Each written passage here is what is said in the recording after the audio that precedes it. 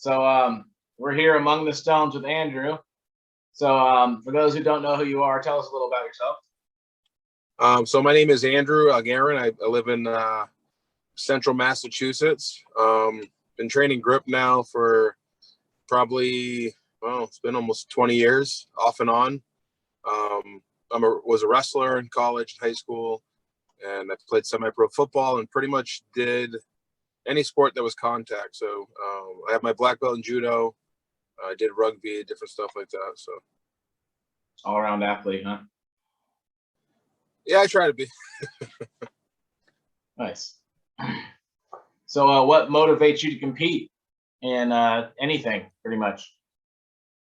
Well, when I was younger, my family didn't have a lot of money, so I didn't play any sports as a youth, like nothing, until high school when it became free. So I started off playing football and got bit by the bug to just be able to play sports because I was never able to play anything, as a kid. And I played freshman football. I did okay. And then wrestling coach came into the locker room at the end of football season and, said, do you want to do something where there's no politics? The best guy, it will be varsity. And you have to earn your spot. And I kind of got hooked in from there. I like how each coach always has that speech to try to get you from one sport to another. Hey, this is what's cool about this sport, or this is what's cool here, man. Come on over. Yeah, it's the politics in most team sports. Yeah. In wrestling, and I don't know how familiar you are with wrestling, you wrestle off for the varsity position. So you want to be the starting 215, for instance. I think the weight class has changed, but if you wanted to be starting 215, you got to challenge the varsity guy, one-on-one. And if you beat him, the spot was yours. It wasn't, kind of a coach deciding who he thought would be best or. So that's why I loved wrestling, because it was whatever you put in. Yeah, I think I've always been drawn to individual sports for the same reason. It's kind of like martial arts. It's you against the other person. If you fail, you fail. It's your fault. Yeah. So what kind of martial arts did you train in? I trained in Taekwondo primarily, but I competed in open stand-up fighting. So I went to the U.S. Open for stand-up martial arts, point sparring.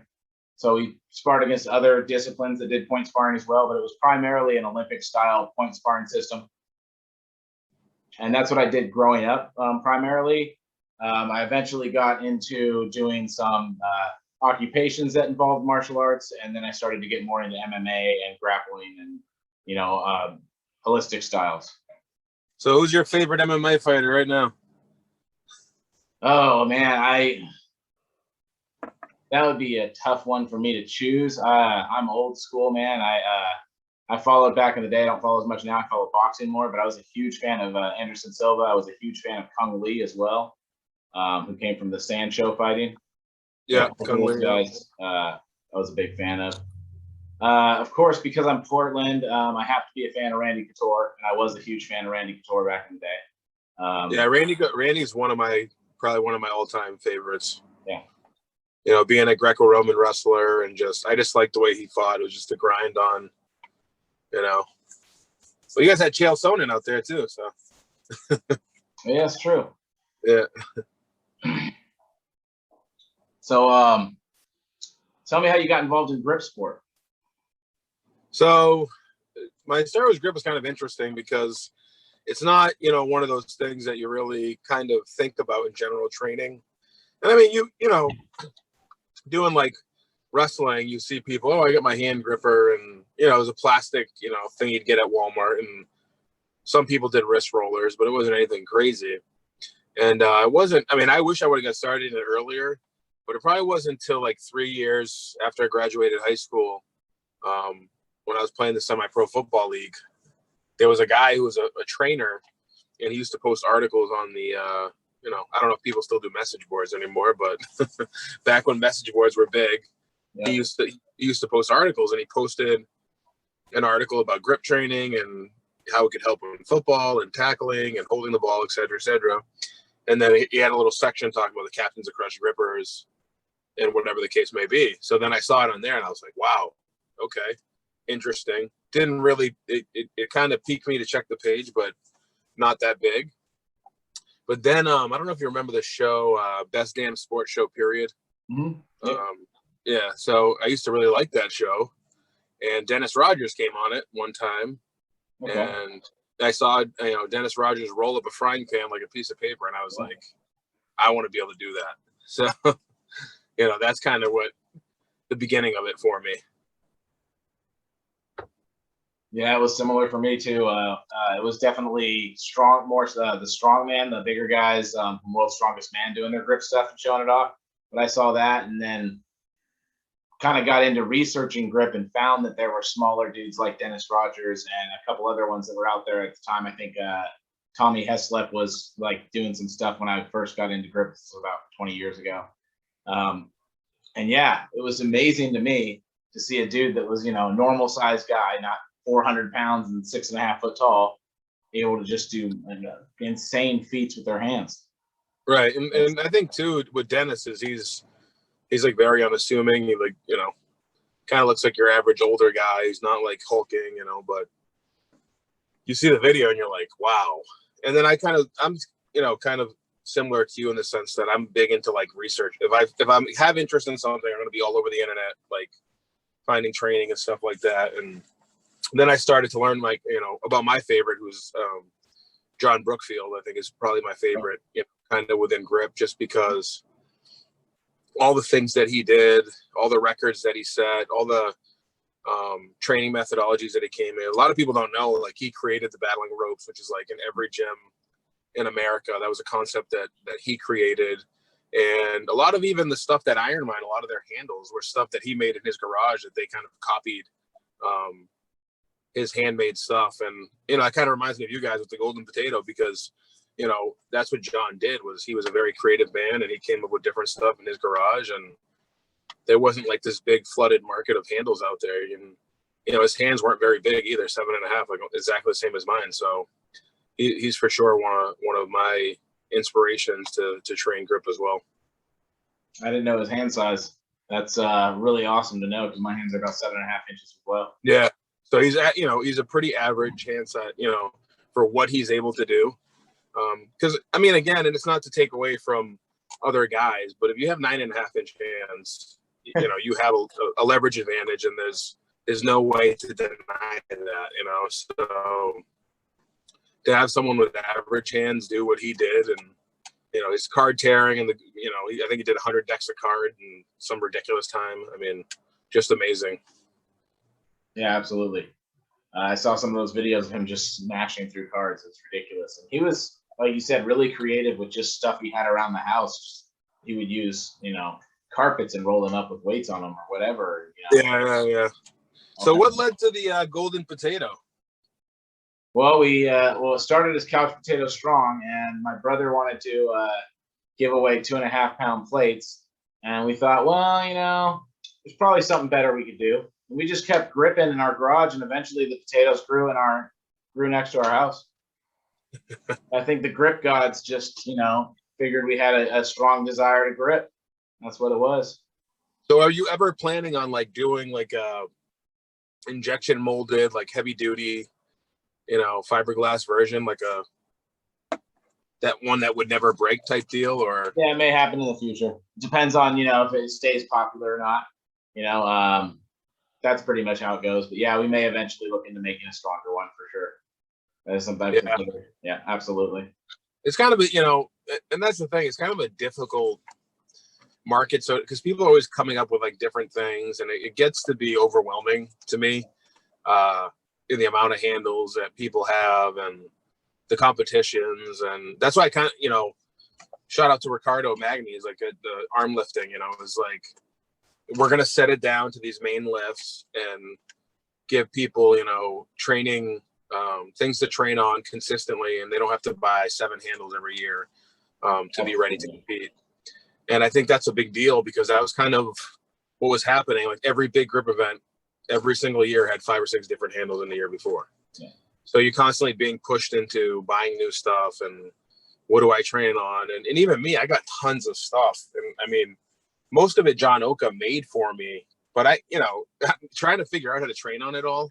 Yeah.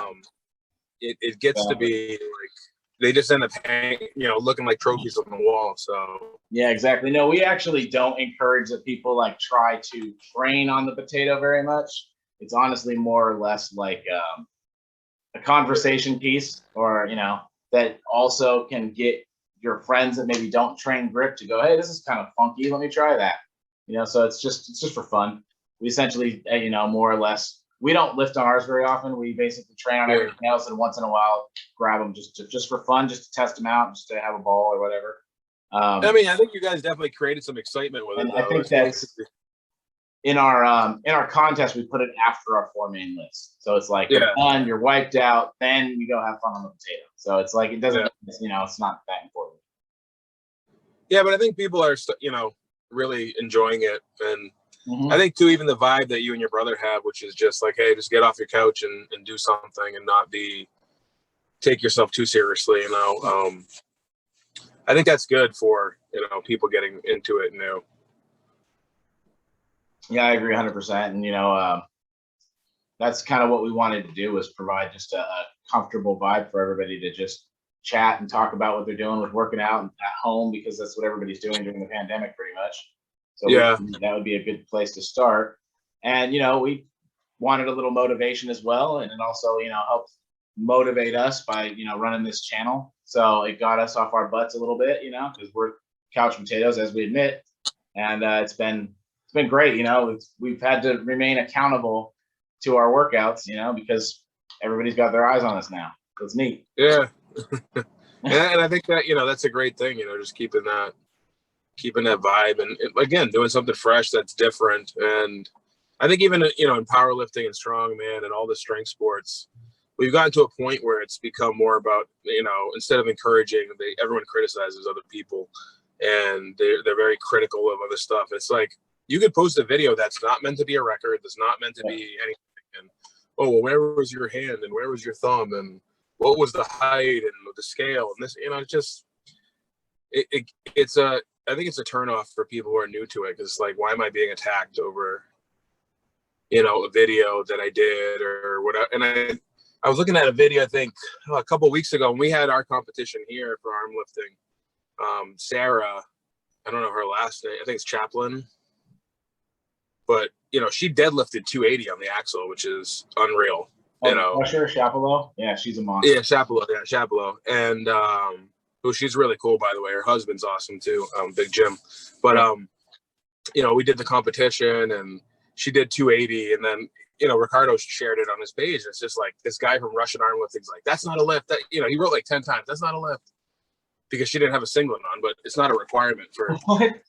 Yeah, okay. It's not a requirement for US, but this guy's kind of infamous for going on video and saying they're no good, and that's very big and within grip. Unfortunately, I don't know if you ever go on the grip board or whatever, but yeah, I see I see some of the threads and the way people act. So it's nice to have someone come in different with a different approach. So definitely, you guys are doing great work with it. Well, I appreciate that for sure. Yeah, that's what we want to do, is kind of get everybody involved. We're even going to have kids at our competition. And, we interviewed Joy Brown, was our first person we reached out to as soon as we stopped doing the in-person interviews, because we wanted to, aim for an audience that was widespread. We wanted everybody to be, welcome to grip. So we're hoping it expands that way for sure. It's definitely been like this small, tight community. And it definitely needs to, diversify a little bit, I'd say. Yeah, I mean, I think it's kind of tough because it is one of those type of fringe sports, and not having true competitions that are accessible to a lot of people. Because if you notice, like, a lot of the major competitions are always in the same place. So if you have nationals every year in one spot, then the chances of someone traveling all the way from the West Coast or from another area is not very good, especially if there's no cash prizes and so it gets tough to have, the best of the best to do it. And even for me, it's like, I like the idea of weight classes, but I almost like the idea of measuring hands, because I think that has more relevance than weight in a lot of ways. Well, absolutely. There's a reason why Mark Felix can do what he does. Right. So you look at, I mean, even like you look at someone like Tanner Merkel, who's like, he's a monster, but he has huge hands and he's defeating heavyweights with ease, you know? I didn't know his hand size. I didn't know he had very large hands. Yeah, his hands are massive. I guess they're well over 8 inches. I think they're 8.5 or something like that. He's got big hands, you know, especially for his weight. You know, I think he's like $180. So again, you go into and again, I'm not taking away from him. He's strong. He's a strong kid. But when you're in a kind of a competition that depends on mechanics, I think that discourages some people. Like if you have small hands, it's like, where do you fit in to kind of compete? You know, if you have a 7-inch or 6.5-inch hand and you're bigger, you know, where is your spot to compete?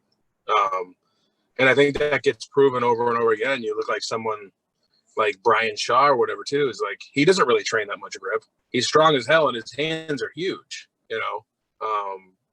So it kind of, I think that'll always be a bump and a speed bump for making grip sport bigger, is trying to figure out a way to make it more competitive. But I think it's going in the right direction for sure with arm lifting. Yeah, and there's some dudes out there that have smaller hands that can do amazing feats, but they're on different implements.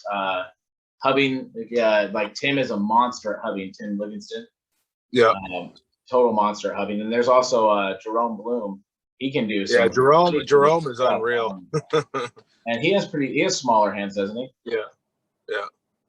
So yeah, but again, too, it's like when you get in that, you know, when you get to like those small key pinches and nubbing, and you're able to get more surface area with your finger, but if you go to like certain of the comps, it's like when we did our comp, there's like 10 or 15 strongmen there, and like these guys, some of these guys that never touched the Rolling Thunder were pulling over 180 pounds. Yeah. So when you got big guys, and it's, you know, it just doesn't make the same effect on, you know, someone like us or someone with smaller hands. So I always kind of thought of the concept, like, what if we just had like a thing you could put your hand on and kind of gave a palm? You know, how interesting would that be as a concept?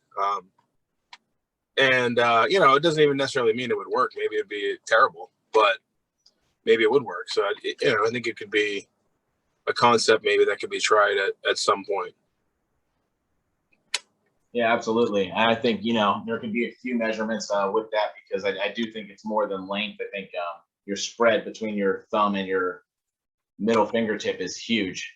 You know, some guys have a big spread because they just have that thumb flexibility, and it helps out a lot.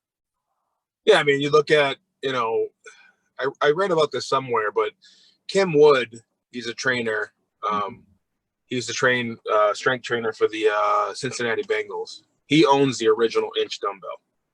Okay. So I read that he brought the inch dumbbell to a college basketball team. I think it was like, they were like Division II or Division III.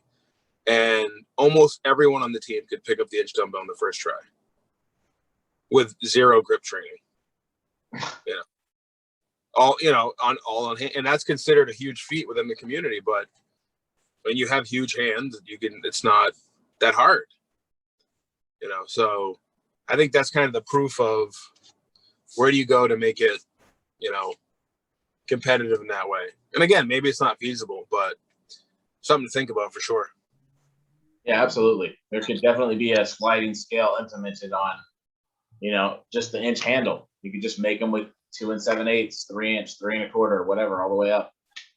Right, really, you could have a scale. Yeah, that could be true too. You know, within a hand size, you scale up the handle. That's actually a pretty cool idea too. Yeah, get these guys with 9-inch hands on a 4-inch handle and see how hard it is for them then. Right, and it's one of those things too. I think it's been tough because people get all sensitive about it. Oh, you're saying I'm weak. It's like, no, it's a legitimate mechanical advantage. It's not downplaying you, but it is what it is. It's like we're playing basketball and I'm 6'9" and you're 5'5". You're not going to be like, you know, downplay, you know, well, you stink because you're short. Well, yeah, obviously. Yeah, exactly. It's not like I can, you know, I have a buddy that's he's like 300, almost 300 pounds, and, you know, 6 foot tall, and he can just bench whatever 4 something and deadlift 6 something, and I don't know, all kinds of crazy numbers. But I can bend steel a little better than him. And it's not that I'm any stronger than he is. I'm just more flexible in the upper body. That's all it is. Yeah. You know what I mean? So it's kind of like that. It's like, you know, trying to say, oh, I'm stronger than you, or I'm weaker than you. No, it's more, you're more flexible than me, or no, your hand size is different than mine. It's kind of the same thing. Yeah, there's a lot of relativity in grip, you know, depending on the implement, like you said, which is a perfect example with Jerome, and smaller hand being advantageous in that because you can really get a good chunk of your finger on there. And some of the other ones where huge hands are more, you know, it's just trying to find that ground to make it competitive.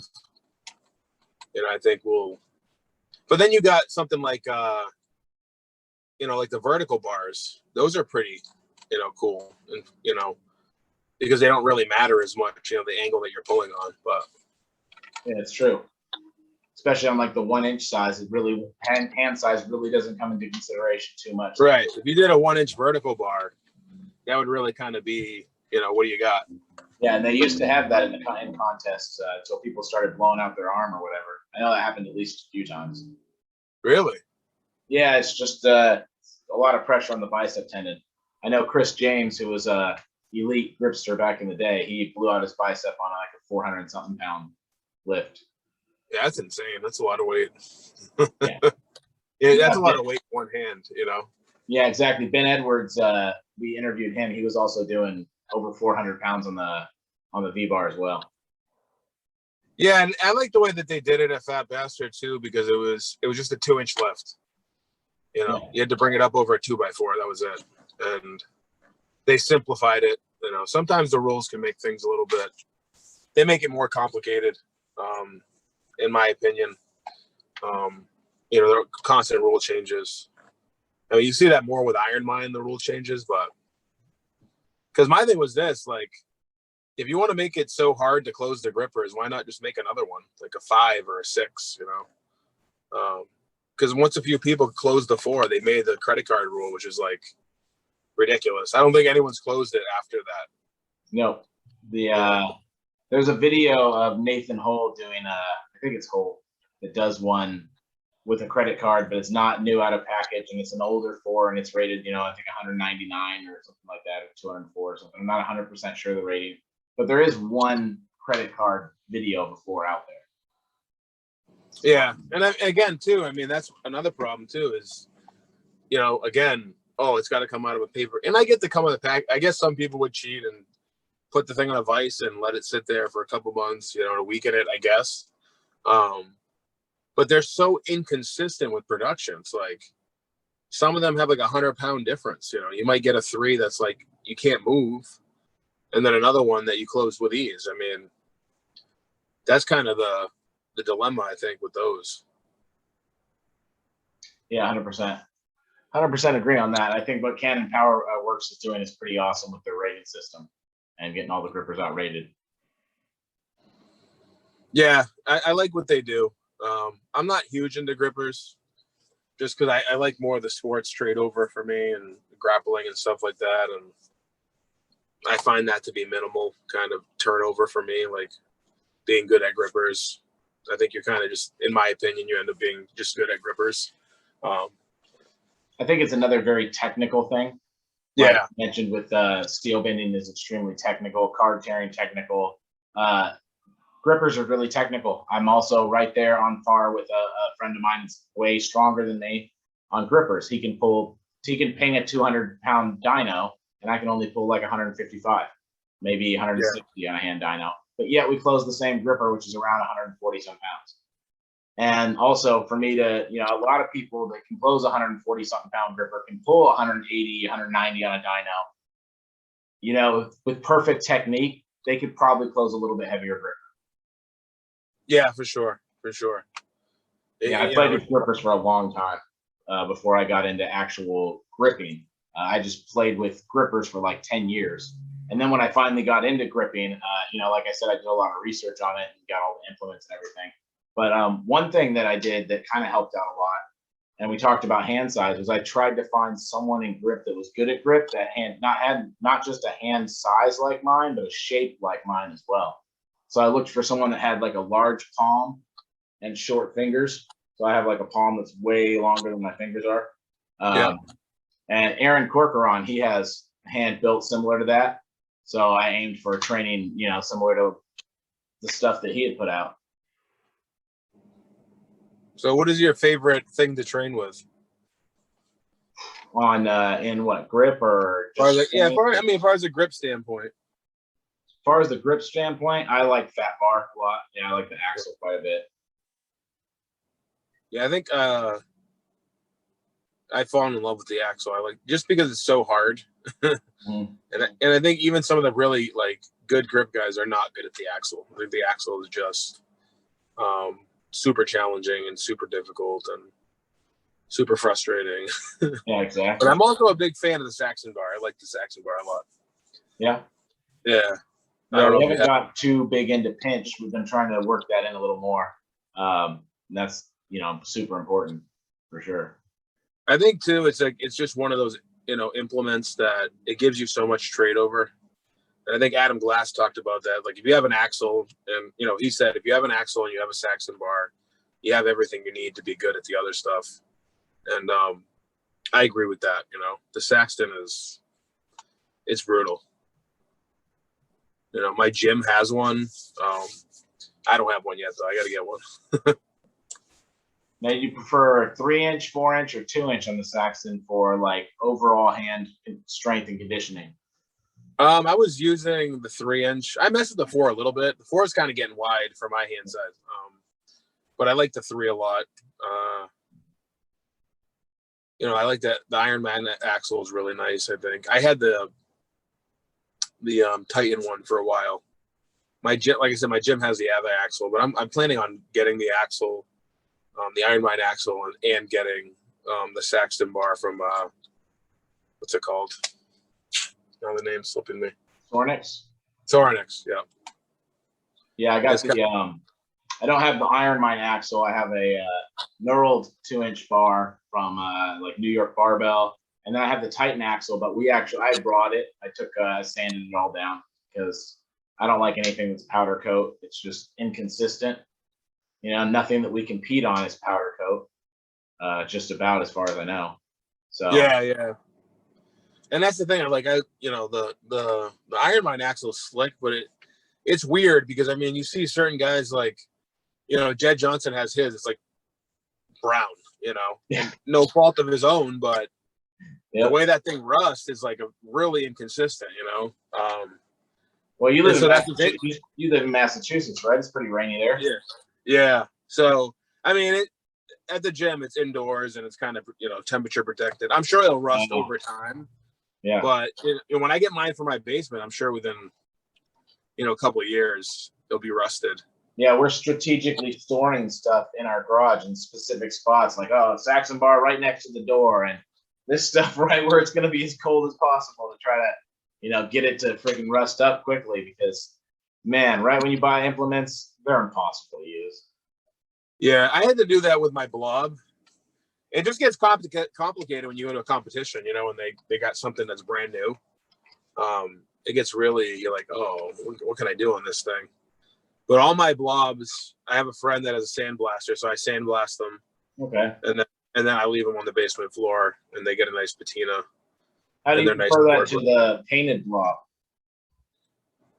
I don't like using a painted blob because most of the guys who use it, theirs isn't painted.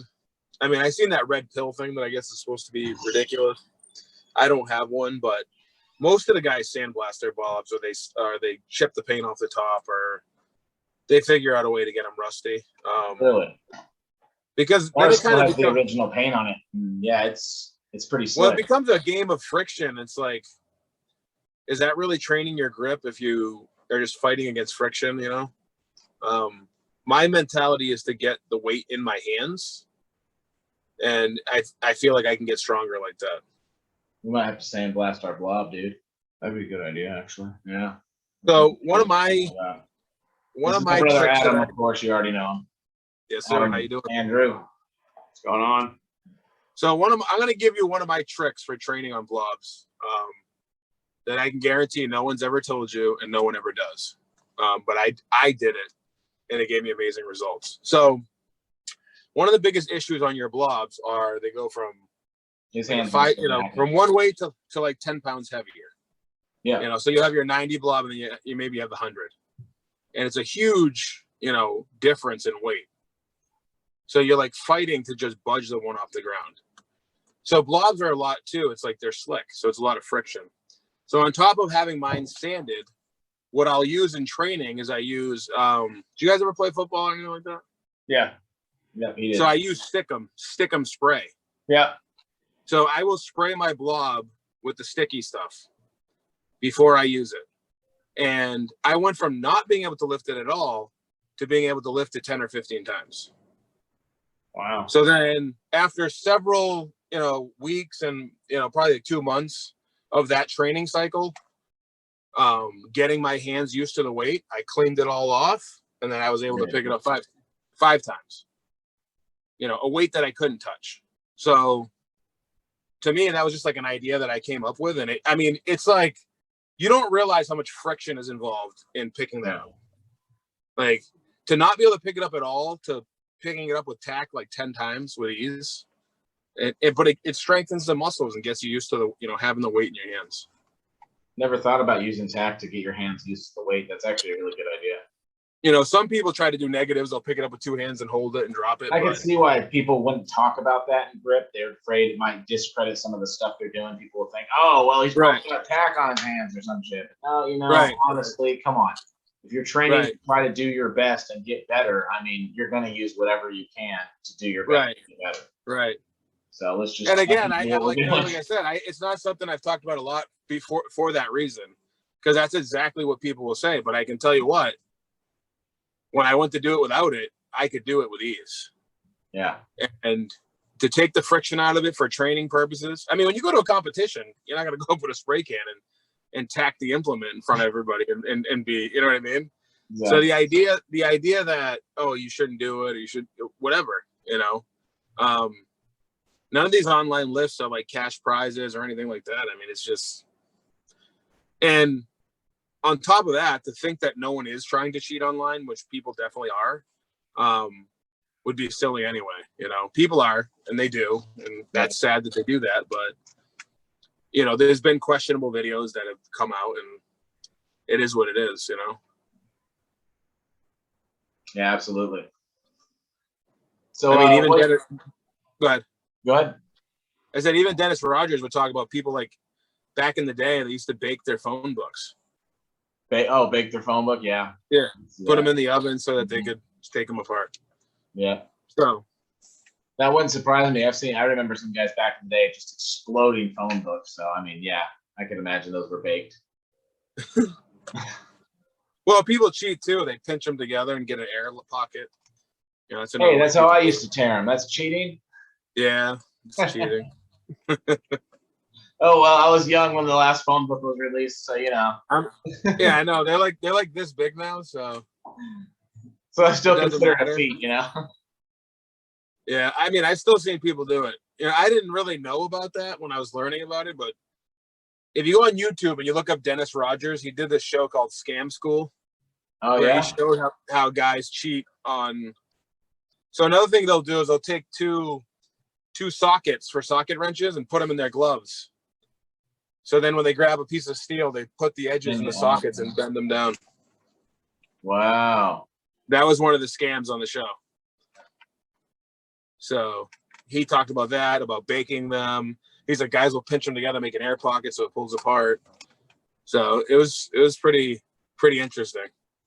Oh, I never heard about the socket thing. That's crazy. Yeah. So what do you consider your greatest athletic achievement?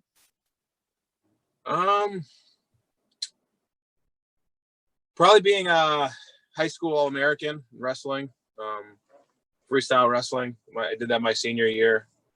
I got 5th at AAUs at heavyweight, but I was like way underweight, probably about 220 pounds. So probably one of my favorite. That and win the Super Bowl, semi-pro leagues. There's kind of a couple different moments I think that are special. Any championship is a good one, but those are one of the most memorable ones. I was all conference in college too, Rhode Island College for wrestling. So, and you have a kid playing football now, don't you? Those are my nephews. Yeah. Oh, your nephew's playing football? Right on. Yeah. I have 2 girls. So, yeah. They're not playing football. They do some grip stuff with me sometimes. I'll let them try the potato, you know. Yeah, kids seem to love the potato. We have some pretty intense competition between the kids on the potato. Yeah, my older one's pretty. I mean, when she was like 2.5, she could deadlift a 50-pound kettlebell. So she's got pretty good strength. Sounds like his daughter. Yeah. She was 2 years old. She was carrying rocks around with us. Hey, get them into it while they're young, you know. Absolutely. I wish I did it when I was young, you know. Yeah, I was fortunate to get into athletics when I was young. I'm 36 now, and I can wake up at 3 in the morning and drop into the splits, and it's kind of weird, but it's awesome at the same time because I'm almost never injured. So yeah, I wish I had that, you know, that flexibility. I mean, last year I tore my pec, so that's kind of been my battle going into this year is trying to get back to 100%.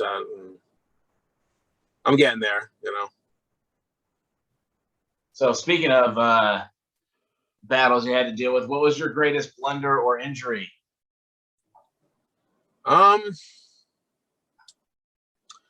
It's hard to say, you know, because the pec thing was probably the worst injury I had.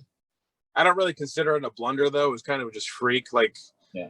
I was benching and I was working through all my sets, 185 for 10, 200 for 10, 225 for 8. I put 245, just a small increase, and just pop. It went on me. Wow. And so that's the worst injury I've had. I've probably done more stupid stuff than I care to remember training, but you know, in the pursuit of strength, sometimes we try to do crazy stuff. And actually, it's funny where I'm doing physical therapy at is it's a whole group of just like meathead guys. They love weightlifting, and you know, it's a fun group, and it's a very progressive because it's not kind of like here, take your elastic and go home and stretch. Like they have weights, they have kettlebells, they have sleds, they have everything at this place. And the mentality of them is we want to get you back to better than you were before. So they have this thing called a Versa pull or a Versa pulley. And what it is, it's like a cone on a spindle and it has a rope that wraps around it. So when you pull on it, it creates tension. The harder you pull, the harder it pulls you back. Okay. So it's like a really cool implement for training. So I was asking the physical therapist, well, you know, what is this thing? He's like, oh, it's a Versa pulley, you pull it, whatever. So of course I looked to the right and I see a box that like gauges your strength that you pull it with. I'm like, what is that thing? Does it tell you how hard you pull? He's like, yeah. I'm like, all right, let's have a contest. So I'm at physical therapy with my physical therapist having a contest for pulling. And, you know, you're getting the technique down. I think I ended up at like 798 pounds on a pull. I mean, obviously, like you're generating full body force. It's not like I could row 798 pounds, but it was like he hit 5, I hit 550, and he hit 6, and I hit 6. You know, we're going up and up and back and forth. So of course, like the next day, I could not move my neck, like my whole arm, because I had my surgery on this side all the way up my neck. I had to get acupuncture. I had to go to the chiropractor. I mean, it was bad. So that's probably more of a blunder there. So then I went this week because that happened last week. I go this week, and the guy who runs the place comes in. He's like, there's no more Versa pull competitions anymore. And I was like, why? What happened? And he's like, I went to go use it with my client. He's like, you ripped it out of the wall. So I guess all the bolts just popped right through the studs. Oh, wow. And it got yanked off. Yeah, it got yanked off the wall. So, yeah. Just going at it, ripping it off the wall. It's crazy. Yeah. Just one after another. So I like that kind of competitive stuff, and you know, even you've seen the videos that I've had with my buddy Corey that I'm actually helping him train for a strongman competition coming up in July. I'm not doing a lot of the strength portion. I'm doing like a lot of mobility and flexibility with him and balance, which is something because he has like amazing static strength. But it's the same thing. We're very competitive with each other. You know, I'm going to beat you in this. I'm going to beat you in that. More times than not, he beats me. But, you know, as a guy who has not even really trained grip, like he pulled, I think, 235 on the Saxon, which is insane. And again, he's not big hands either. He's like, his hands the same size as ours. So crazy. but he's he does signing. He puts like those billboard signs up, and he's a massage therapist. So his hands are just like they're being used all the time. Yeah, insanely developed. Like his forearms are like Popeye. He's just like he's got big grip strength. So I think he did well in the competition. I mean, he faced off against this guy named Eric. He's a monster. He's like pro strongman, and he pulled like 4 something on the axle with ease. I think he did like 430. And he didn't have to push any further. That's insane. Oh, yeah, over 200 on the Rolling Thunder. I think he did 220 on the Rolling Thunder, and he did 230 something on the Saxon, and he went for 245 but missed it, but got it off the ground. I mean, did the 3.5. He did the 3.5 gripper on the Bullet, almost got the 4. I mean, the guy's he's a monster. Real nice guy too. That's crazy. Yeah, that's awesome. It was cool to see, someone that strong, because you just don't see people but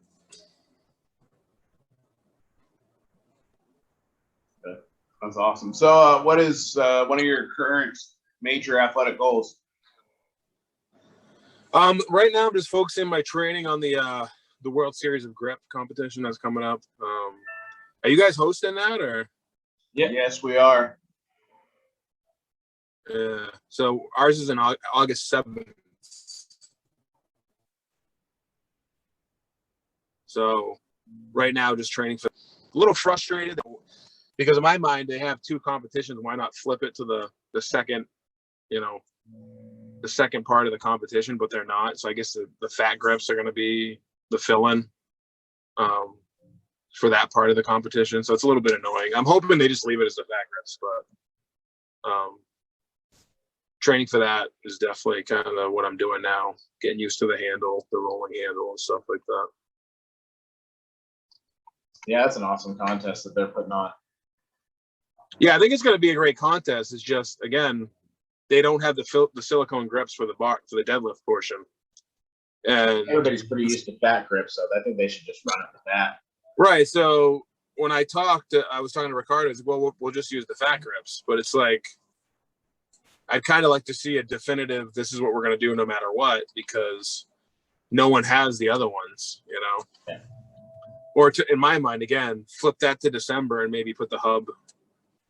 I would have liked to see it mixed better a little bit, in my opinion, just because there's certain lifts that are advantageous to certain groups. Like I feel like all the big hulks are going to do good in this first round, because you have that Excalibur lift, which people are pulling huge weight on. And then you have the rolling handle, which the big guys will do good on. And then you have the deadlift, which the big guys will do on. And then you go to the second, you flip to the second part, second leg of the comp, and it's a block and it's a hub. And that's kind of like, to me, like real hardcore grip people stuff. Like you have to, you don't have that heavyweight advantage of, I'm just going to like deadlift. Specialized training. Yeah. Strength and whatnot for sure. So I would have liked to see it mixed, like maybe put the hub with this one and the block with the other, or vice versa. But it's exciting to have competitions, especially after last year. So, for sure. Absolutely.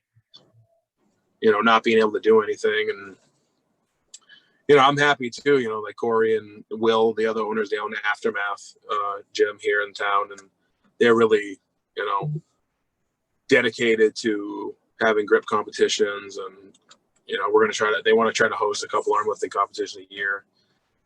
So I wasn't really training anything other than myself, off and on, because like if you don't have a competition, it's like, I kind of fit it in with my normal like bodybuilding training or stone lifting that I would do. But now having actual competitions to prepare for, and it's like 5 minutes from my house, it's like, it's a no-brainer.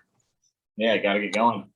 Yeah, I mean, it can get tough if you're trying to travel. There's, zero money in it, and it's just, so having it in my backyard is definitely nice. Yeah, absolutely. So, what are some of the habits you subscribe to in your life that help you stay fit and healthy? I think it's important to just try to be consistent. I try to shoot for like 3 weight training sessions a week. Try to keep some consistency in your diet.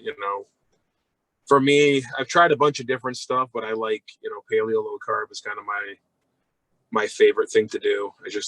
To me, it's the easiest. It has the least amount of thought, and I've done the counting calories and all that kind of good stuff. And crazy enough, I was a vegetarian at some point, 10 years ago or whatever. But I think consistency is definitely the key. Try to say to yourself, I'm going to do 3 workouts a week, and fit them in. Because I think it's easy to make excuses of why you can't. I'm tired today. I had to work today. I had this today.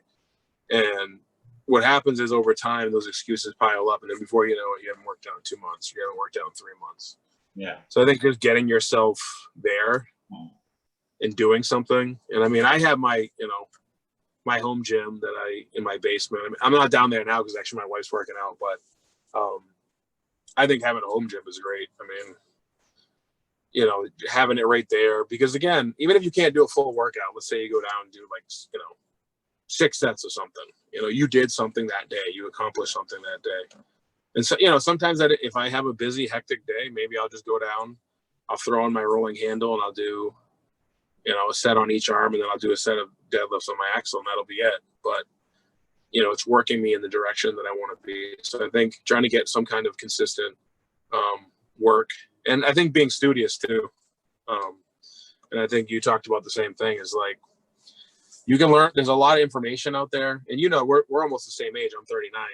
When we were coming up, you had to buy books, you had to buy magazines, you had to know people that lifted. We didn't have information at our fingertips, probably, until we got into the 2000s and it really started to come out there. But to me, if I take interest in something, I will go out and research everything about it and try to find out what I can do and how I can maximize, what I'm trying to get out of it. Like I took up almost 4 years ago now, ping pong, table tennis, because I wanted something non-violent for me to do, because I was doing MMA and just my body was getting beat up, after so many years of doing that kind of stuff. And I really, obsessed over playing the game and what kind of equipment do people use and where can you train. And I found a local club, and, within 2.5 years, I was the best player at the club. I'm still the best player at the club. So I think if you kind of put your mind into figuring out what works for you and not being afraid to be outside of the box. My training methods, even the way that I wrestled, my technique was always very awkward, So people would ask me to teach them stuff. I'm kind of awkward, I do it my own way, but it works for me. So not subscribing to what anyone tells you that has to be done a certain way, but doing it in a way that works for you. That's exactly what I was just going to ask you about. Have you stumbled upon any kind of unorthodox training techniques or just methods of training that have helped you a lot in your strength and grip goals? I mean, I think for grip, definitely the tack spray, is really, really an unorthodox way of doing it. And also too, I think for me, is sometimes backing off your grip training helps you a lot to make progress. Because, everyone kind of goes with the whole excuse, oh, my central nervous system is shot and blah, blah. Sometimes we're just fatigued, and people associate soreness with fatigue, and they're two different things. You may not be sore, but you may be fatigued, and you keep forcing and you're not making progress. And that was what was happening to me on the axle. I could not get 300 pounds on the axle. I could not, and I kept trying it every week.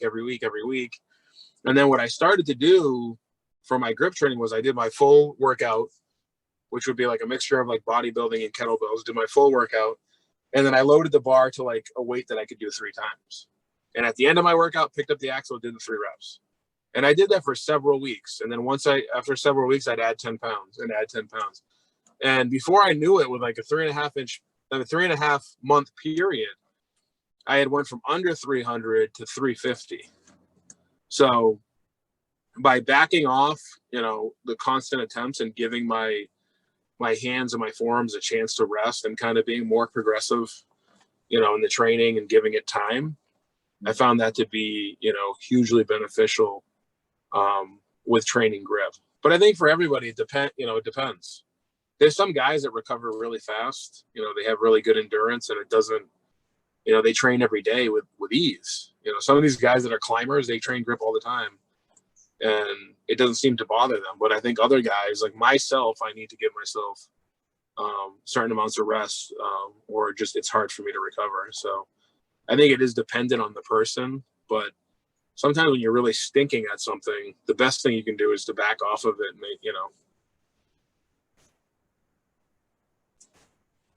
Yeah, for sure. That helped us out when we took a 2-week break after we loaded ourselves up with a ton of grip.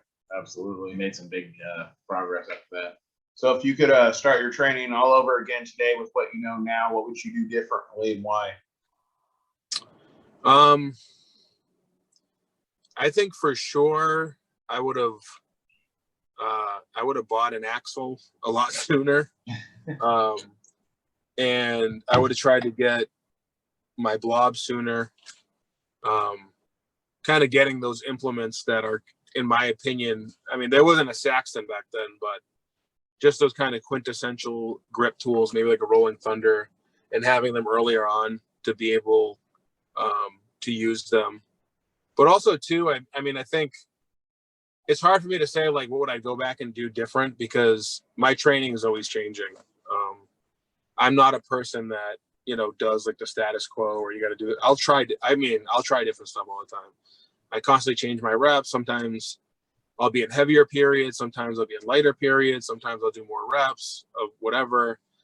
Sometimes I'll train maybe a lot of chest and tricep and not the other stuff. And then sometimes I'll add back. So I'm always constantly changing what I do.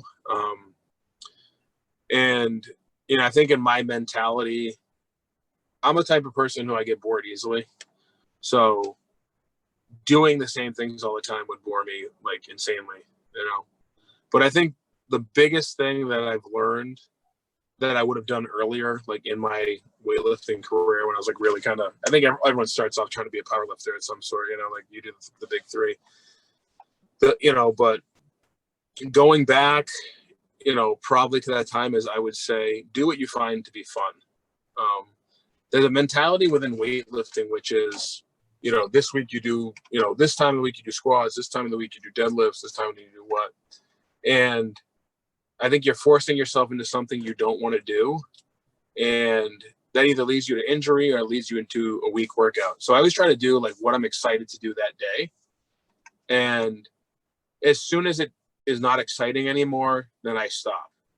And I wish that's something I would have did earlier. And if you have a chance to check it out, it's like an interesting interview on like Joe Rogan. He interviews George St. Pierre's coach. Okay. And he talks about that mentality of they don't do tons of lifting because that's not what they enjoy. What they do is they do their program. As soon as they start getting bored with the weightlifting or if for that workout, they just stop. And that's something that I've taken into my training. And I found it to be extremely beneficial for what I get out of it, because when your mind's exciting about it, you're going to do more things.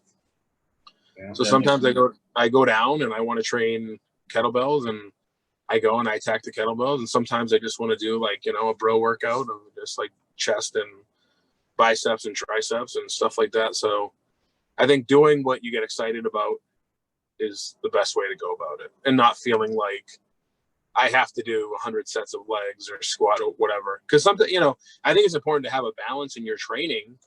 But sometimes if I don't really want to train legs, I'll just maybe do, a couple sets of air squats just so I'm training them a little bit if I'm not excited about it. Other days I really want to do it and I'll go heavier and I'll do different stuff.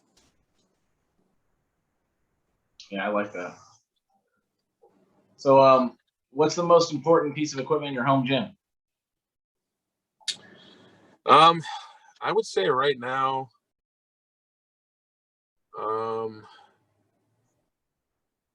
John Oka made me, I got to show it to you. I think I posted the picture before. I wish I was down there now, but he made me an inch dumbbell handle, Okay. which I absolutely love. And Was that the Joker Bell handle? yeah. Yeah, I've heard about It's not the one. It's not the offset one. That's the Joker Bell handle. He just made like an inch replica handle for me, but it's a beautiful steel piece, polished, has my initials on it. But that's like one of the one of my favorite pieces for sure. But just the versatility of having that dumbbell, because I'll use it for curls. It really will kill your bicep. You know, you do reverse curls, wrist curls. You can deadlift with it. But it's just one of my favorite pieces. It's just one of the nicest pieces I have, and just the craftsmanship for John's stuff, you know. And he's saying that he's not going to make stuff anymore, but I don't think that's true. I think he's been saying that for years, that he's not. I think he just needs a break because, you know, he puts so much into his stuff, and it's different. You know, you may buy a handle from a company, and I'm not dissing any other companies, but it's a piece of steel with 2 tack welds on it. You know, that's what you get. 2-inch tube, 2 tack welds, and it's there. You know, John makes this stuff out of stainless steel. He polishes the whole I mean, does it all by hand and makes, you know, he makes it like it's for himself, you know, and he's made a bunch of stuff for me, but, you know, that's probably one of my favorite. The Anaconda 4 that he made is one of my favorite pieces. And that thing's a killer on your thumb too. From a training standpoint, I think the Axle's got to be one of the top ones for me. But as far as like my favorite pieces would be my inch handle replica and the Anaconda 4 that he made. Those are probably my 2 favorite pieces that I have in my gym right now. But I'm looking to get to Saxon, so. He makes great things, definitely. We have a couple of his. Yeah, I mean, he, you know, amazing. He, you can tell he loves it. He's a guy that I think too, he doesn't get enough credit for what he's done for the, you know, within the community. The stuff, you know, first of all, the creativity that John has and what he makes, but people don't know, like, he's given away so much stuff, like just giving it away. Yeah. Because he loves it so much and he wants people to have things and he wants people to be able to train. And he just, you know, he's given his heart to it, and to a point too, where sometimes he's like, you know, people try to take advantage and stuff like that. But, you know, John has just like given away probably 10 times what he's sold, or, you know, or even exchanged for, just for the love of grip sport. And he's always coming up with new creations and stuff like that. And he sends it all over the world. I mean, he sends stuff to England, he sends stuff all over Russia, you know, all over the place. So someone that, to me, definitely, you know, doesn't get enough credit for what he's done and what he continues to do, and try to be inclusive too, to like older people. He's doing his competition right now, you know, the old man contest. But I mean, it's important, you know, to give people a space, like regardless of their age, to kind of compete. And there isn't right now within grip sport a space for older athletes. I was trying to sneak into the old Bucko League, but he wouldn't let me.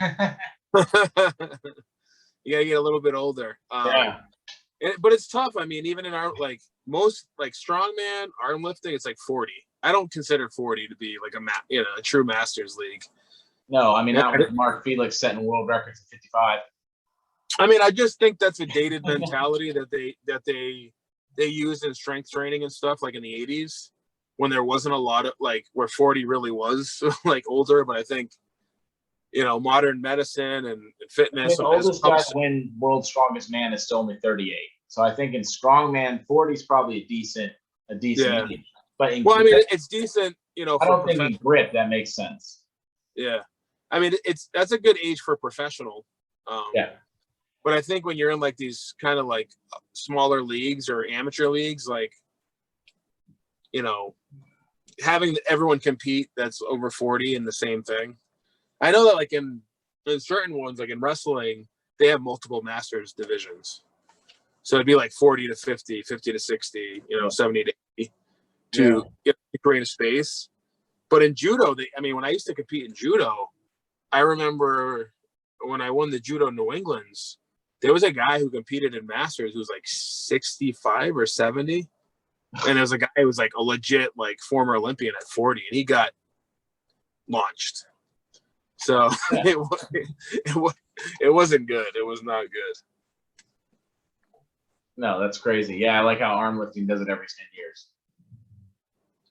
Yeah, I mean, I think, you know, splitting it up and creating, but it gets tough. You know, what gets tough with grip is like, it's just not that popular to have all those divisions. I mean, that's the reality. I mean, that is true. Like 2 people in division. Yep. Yeah, you create a division for nationals and there's like 2 people in it, or 1, or none. you know. So Exactly. if it was more popular, like in the world last year, King Kong, but There's like 10 he people. doesn't train grip, and he's, you know, he was just an OCR guy that has relatively decent grip, but nothing to like, you know, scream home about or anything. And it's because there were only like 15 people in his division or whatever. yeah, it gets tough. I mean, even when I did this competition, you know, I think it was like last month or month. There's 2 people in my division. Oh wow. But I mean, again, I'm coming off tearing my pec, so for me, it was more about getting out there on the platform and competing, because I wasn't going to push it too far. And even then, I mean, I came close to beating the guy out, but the guy was a strong man. He was a monster, you know. He's like 275, like ripped, like huge. So, you know, sometimes you may have a small division with like a stud, you know, in it, but you know, sometimes even the early days when we used to do competitions, like we used to have World's Strongest Hands, I think was like a competition that that guy from England used to run. I forget what his name is. Slipping me. He makes a whole bunch of it. David Horn, yeah. Horn, yes. Yeah. And I mean, I went to the competition because a guy in Boston had like an awesome grip gym. And Boston's probably like an hour from my house. I'm like, I'm gonna go check it out. It was legit me and him. You know, and that was the way most of those competitions went. So it's nice to see him getting bigger. Yeah. I still think it's a big uphill battle before it gets, you know, mainstream. But I think like what they do with the Arnolds helps. You know, doing like the anvil lift and some of the other ones. Yeah. I think they did the rings they did last year. I think so. Yeah. Yeah. You know, doing kind of like cool one event grip things, I think are cool, you know? Yeah, I think that's great. Absolutely. We just need a bunch more kids to get involved in the golden potato lifts, and then the next generation will all be gripsters. So, Right, we have a child division. yeah. We'll bring them up. Yeah. So we've had JJ and Peyton have been having a blast with it. Yeah. Yeah, I mean, if you can make it fun, you know. And I think that's what's cool about the golden potato. It's kind of like a fun, you know what I mean?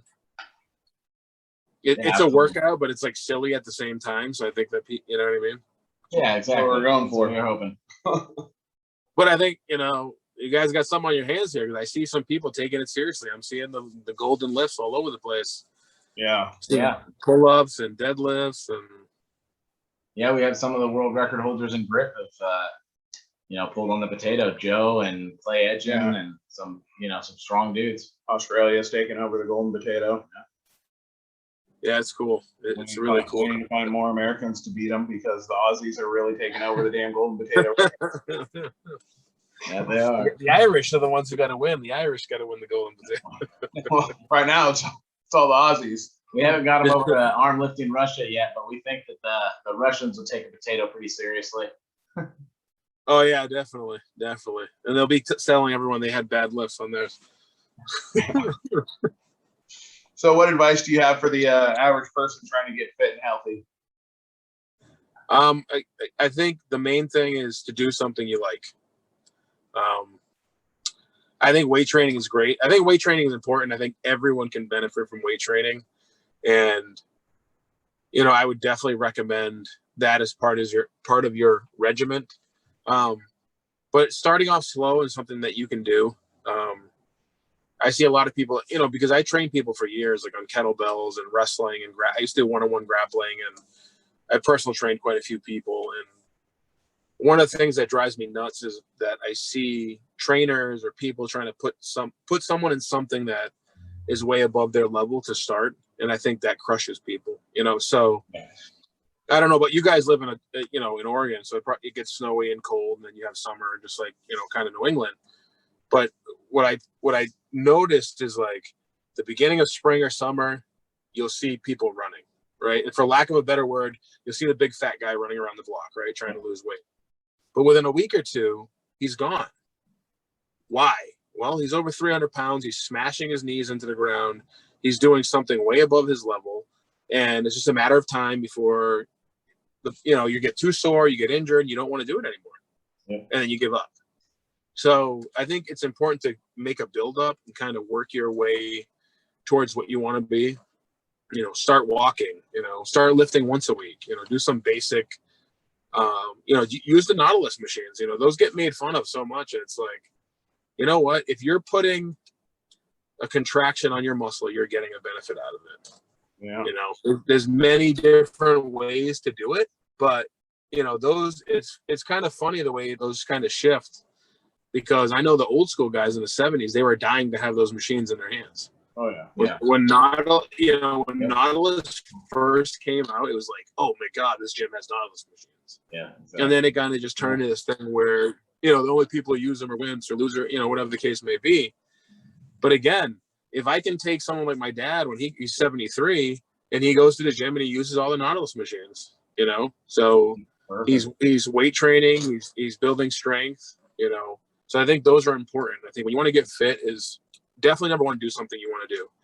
If you hate weightlifting, do not weightlift. Because you're not going to do it. You're not going to do it for a long period of time. I mean, I have people all the time. I have a lot of friends because, it became popular doing those like obstacle course races and Spartan races and all that. Oh yeah. Hey, you should definitely get into running. I'm like, I hate running. No, but you should get into it because it's like awesome once you get into it. And the mental thing, I'm like, no, I hate running. I'm not going to run. I don't care what you tell me about running, how great it is. I hate running. Yep. And I know because in college wrestling, we ran 4 miles every day and I hated it every day of wrestling. So guy likes running. I hate running. I have 2 punching bags right here. This guy runs half marathons. I was that fat guy running around the block, and I hated it every time. Right. I got good at it, so I kind of like. Some people will build up a love for it, but a lot of the times they won't continue to do it. I mean, it's too much on your joints, it's too much on your knees, and you end up back in that same, you get injured, you end up in that same boat. Yeah. So I think if you pick something you love, whether even if it's walking or playing basketball or something active, and you kind of take it from there. And I think it's important to build a rhythm. You build a rhythm in your diet, build a rhythm in the exercise you're doing. Because when you start building a rhythm, you get into it, You start hitting a couple PRs. Oh, this is great. And I think building momentum is important for someone who's doing something new. Yeah. Yeah, that's huge, man. That's why I actually ran, is to play 3-on-3 basketball, because the results worked well. I couldn't run up and down the court for like an hour. I'd be done and like winded on the sideline. I'm like, this sucks. I used to be so good at basketball, and now I can't play with these kids because I can't run for more than like 30 minutes without dying. It gets tough too. And I mean, again, you're getting older, your body, I just can't take it like I used to. I mean, I remember when I first started playing semi-pro football, we had these, full contact games. Within 2 days, I was like ready to go again. By the time last year I played, when I was like 30, it was like, oh my God, I feel like I can't walk, Yeah. And I think you got to get smarter about your training, and flexibility is big. I've been trying to do that. I think my newest thing that I did that I love is Indian gloves. So I don't know if you guys train Indian gloves, but when I tore my pec, that led me down the pathway of like researching how can you strengthen your shoulder and your shoulder girdle and warming up and all that kind of stuff.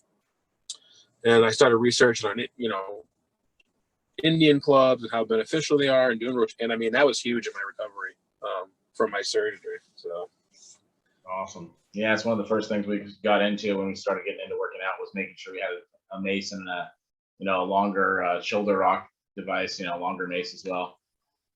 I bought a mace from Amazon. Yeah. And this is proof of my inexperience. I bought a 30-pound one. Oh, wow. Oh. And I picked it up. Man. And I mean, I'm a big guy. I'm like, 30 pounds would be fine. And I weigh about 275. I grabbed that thing and rotated it up, and I was like, holy shit. That's going to go to the side for now. I don't know what I'm going to do with this thing. Awesome. But the torque that thing puts on your wrist is like insane. Yeah. Yeah, when you get up to that 30-pounder, man, that'll be monster. I haven't used it much. I was all about the shoulder rock though, especially after high school, because being stupid and wanting to do shoulders at 100 pounds overhead, so you get big shoulders, biceps, triceps, and a chest and abs, so you could look good for all the ladies, because that's all that mattered apparently in high school. Yeah. You find out later, oh, I probably damaged that rotator cuff a little more than I thought I did. Yeah, you find out you get more attention from the guys and the ladies when you do bodybuilding. Yeah. That's always the ongoing joke.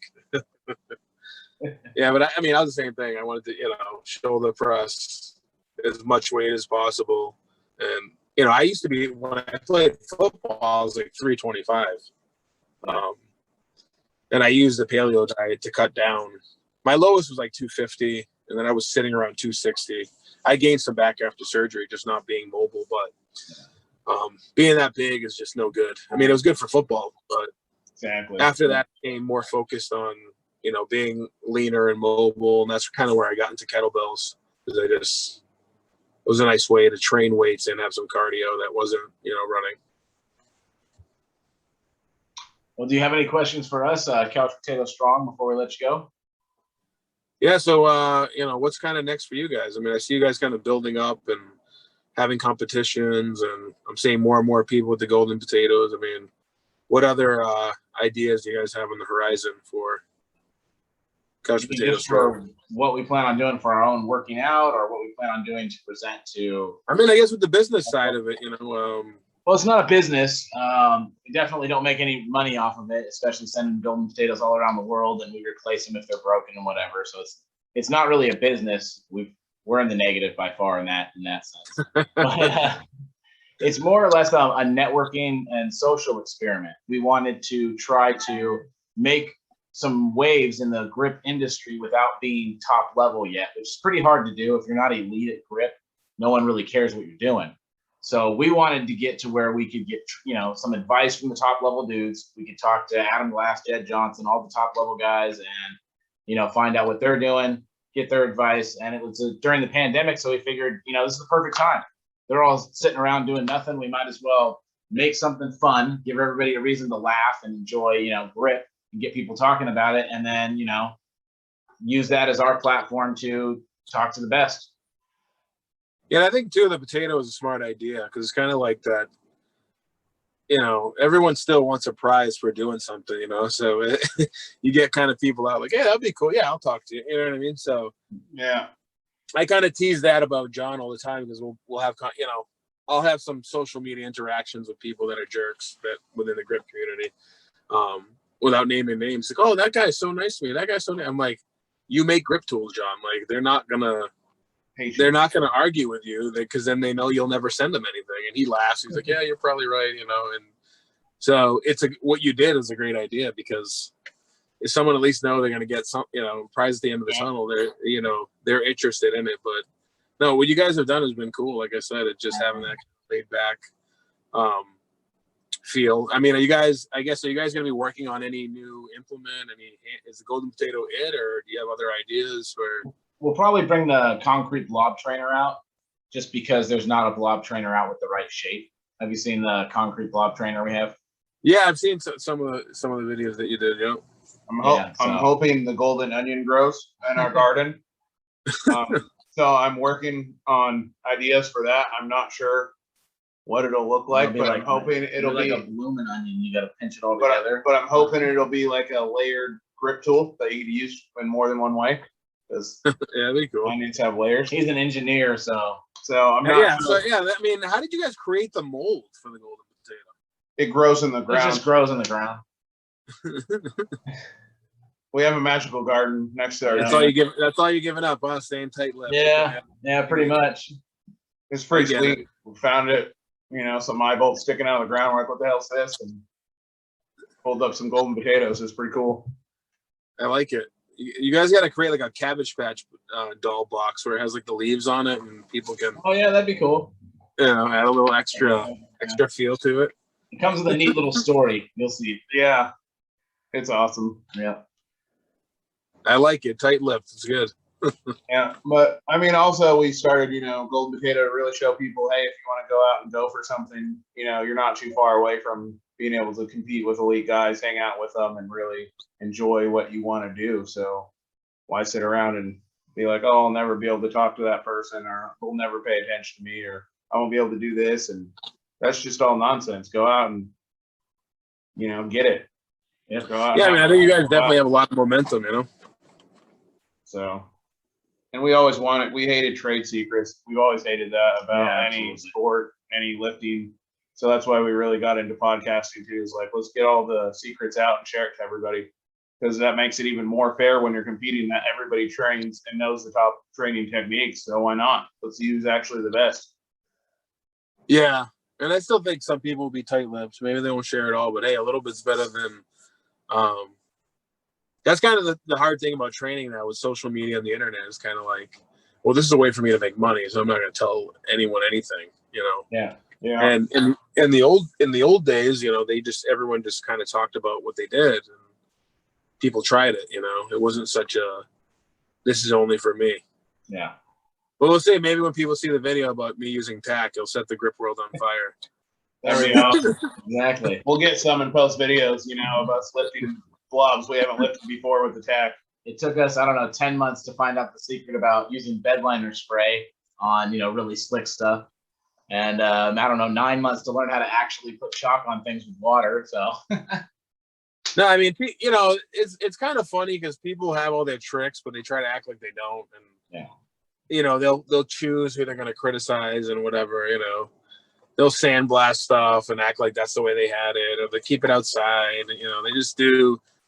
You know, people using spray bottles of water with their chalk and yeah, you know, iron, you know, brushing it and doing all kinds of stuff. And I say, do what makes you happy. Who cares? yeah. I'll be Exactly. sandblasting my blob. Yeah, I mean, sandblasting is the absolute best way to do it. Everything else of ours is raw. Why not? Good idea. You So you're sandblast looking- it, put it outside for a couple days.